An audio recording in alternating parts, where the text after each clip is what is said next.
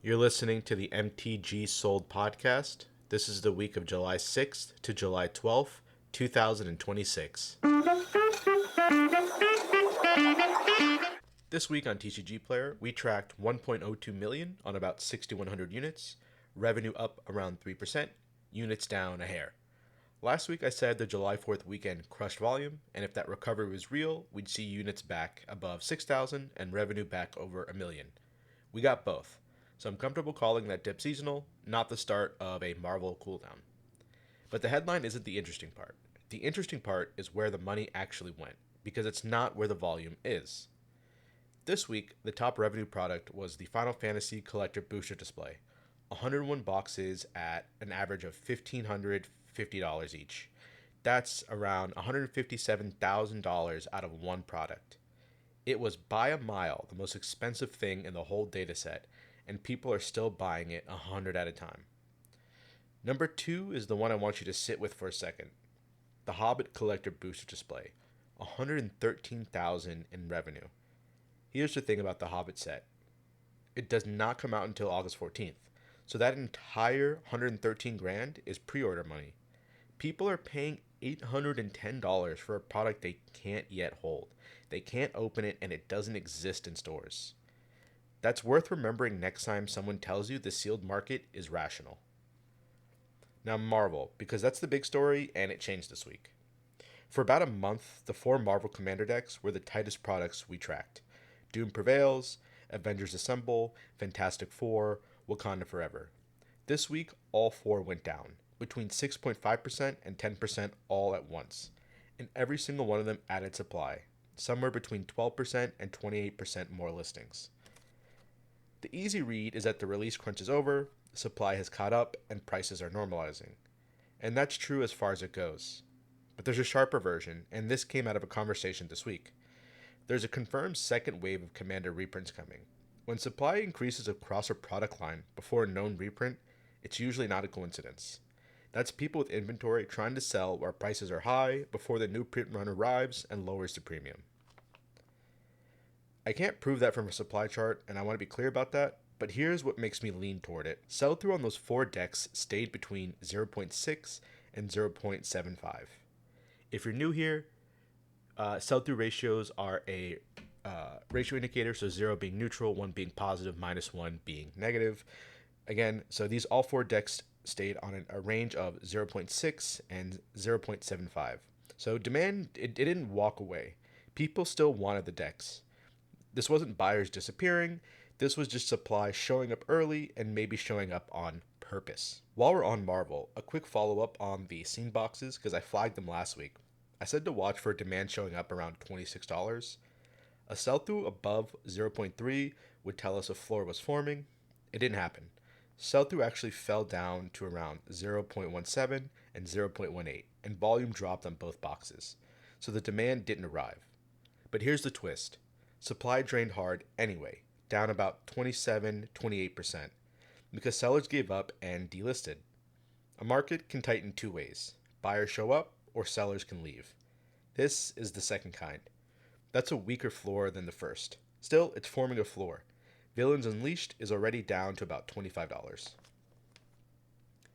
Back to the Final Fantasy Collector for a second, because there's a bigger point on it. That display crossed $1,500 this week and kept going, up to about $1,550. And what makes it different from every other product that tightens is that supply can never come back. Final Fantasy Collector boosters contain 77 serialized traveling chocobo cards. This serialization means Wizards can't reprint the box without ruining it, so the pool only ever drains. It's a one-way door. And then, on top of that, this week, the box got a bunch of attention across the Magic YouTube world, which pulled in a wave of sellers trying to flip it quickly. So now you've got a fixed, shrinking supply, and a fresh crowd of people cracking boxes, chasing a quick flip. That's a combustible combination. It usually gets volatile before it gets stable. So if you're watching this one, expect some chop. A couple of gainers are worth calling out for the story behind them, not just the number. Edge of Eternity's Collector Booster Display jumped almost 11% this week, up to about $660 a box, closer to around $700 a box as of now. And its volume nearly doubled. Now, Edge of Eternities is a space set, and Star Trek spoilers are July 14th, tomorrow. So what we're probably watching is people front-running thematic crossover demand before a new set is even revealed. They're buying the space product ahead of the other space product, betting on synergy that hasn't been announced yet. This market absolutely does that. The other gainer I'll flag is the Teenage Mutant Ninja Turtles pre-release pack, up about 12%, but I'm flagging it as thin and unconfirmed. It's 33 units, just a rounding error. The only chatter is a rumor that distributors are out of turtle product. I cannot confirm that anywhere, so treat it as chatter, not a fact. Jumpstart is next, the big kahuna, and I've got this one half right and half wrong last week. I told you to watch for supply dropping below 40, which would set up a run at 170, 180. The supply did the opposite, and it went up about 24%, back up to about 55 listings. And yet the price still climbed up 7% to about $166, with sell-through holding at around 3x. Buyers are turning over the entire shelf almost 3 times a week. I'll reiterate that. Buyers are turning over the entire shelf almost 3 times a week. Here's what I think is going on. Wizards delayed Jumpstart in North America and Latin America due to production and shipping issues. And it also looks like those delayed shipments are finally landing, which is your supply bounce. But demand is still so far ahead of a supply that the price rose right into the new inventory. So I'm not going to pick a side. If the shipments keep coming, this crunch resolves and the price cools off. If that was a one-time slug of backlog and the drain starts again, that $170 leg is still on the table. Watch the supply line, it'll tell you first. One more, and it's my favorite kind of thing, the quiet crunches. Away from Marvel and Final Fantasy, there were a handful of old products just tightening. No news, no story. The Brothers War Collector Booster Pack from a 2022 set lost almost 40% of its supply. A Tarkir Dragonstorm Precon, Sultai Arisen, shed 42% of its listings and was selling through at over 2x. The Fallout Commander deck case tightened 34%, and I went looking. Reprint news, a ban, a tournament result, a creator video, anything. I found nothing for any of them. And that's the point. These are the products moving on actual supply and demand instead of a headline.